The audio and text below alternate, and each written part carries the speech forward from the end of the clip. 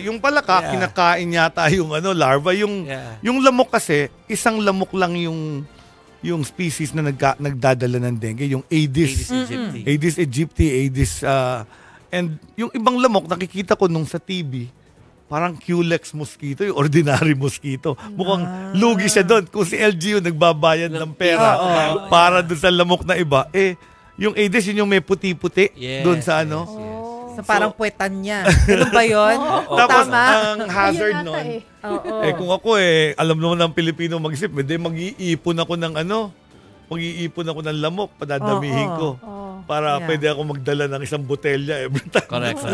Yes. So, cleanliness, I think, is the basic.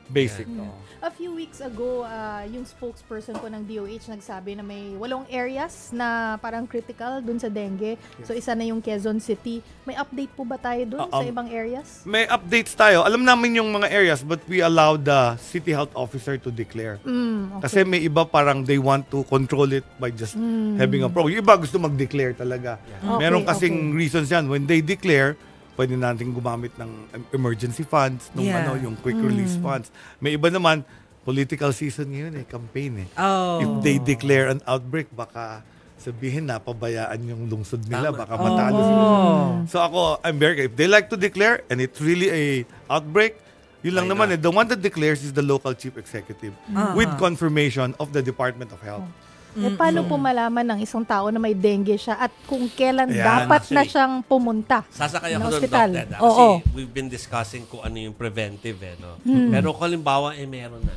Tama si Chiki. Parang ano ba dapat ang mga alam ng mga tao about it para alam nila pupunta na ako sa doktor. So normally, mga bata ay nagkakadengue below 14 years old. And it's very high fever. Mataas na lagnat. Characteristic to 40 degrees. Mataas na lagnat. And then yung parang rashes sa dibdib and arms. So parang namumutlat na nagkokoles na parang rashes. Yun yung dengue rash. Very patog pneumonic ang tawag namin doon. Kami mga doktor, pagtingin mo pa lang sa bata, dengue, alam na namin dengue yun. Pero of course, hindi mo naman maituro yun sa parents kasi they don't know the other rashes. Basta may rash, may lagnat, payo ko, magkonsulta na sa doktor. And then, ang maganda ngayon, meron na kaming test. Alam nyo, sa COVID, may COVID test kit tayo. Ngayon, may NS1, which is a blood test. Blood test din. And then, we will know kung dengue o hindi yung anak mo. So, basically, before, napupuno yung mga ospital natin pag dengue season, during the rainy season. Ngayon, medyo we're able to handle it kasi pag na-test namin, hindi ho dengue, sa bahay na lang muna yan. Ubusipon lang yan, lagnat. So yung test ang mabilis sa amin ngayon. So the DOH is actually trying to distribute to the LGUs the NS1 test kit para kung merong may symptoms, early diagnosis. And then pag positive siya, may option naman na sa bahay, lalo na kung yung blood count niya maganda pa, early mo kasi dinala, pwedeng i-observe sa bahay, and hydration yan, yung ginagawa mo. Inom. Hydration, and paracetamol. And not everybody naman becomes yung hemorrhagic dengue.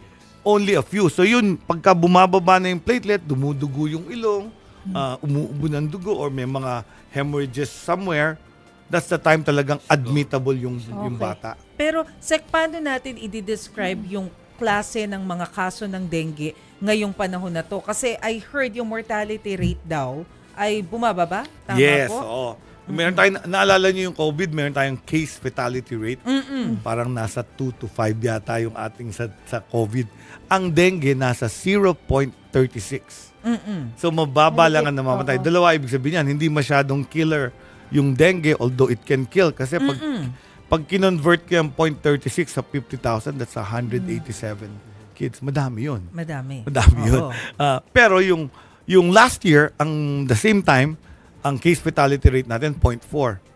So, mas bumaba pa ngayon. What does that mean? Mas maaga natin silang nagagamot, natitreat, and majority gumagaling.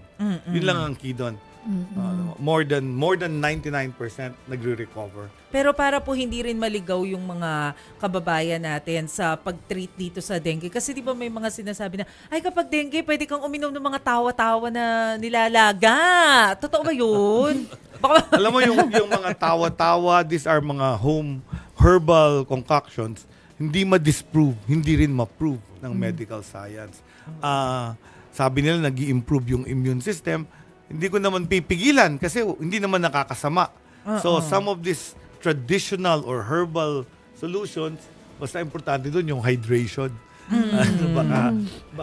So meron tayong mga practices that seem to work, pero very important din talaga yung early diagnosis, early treatment.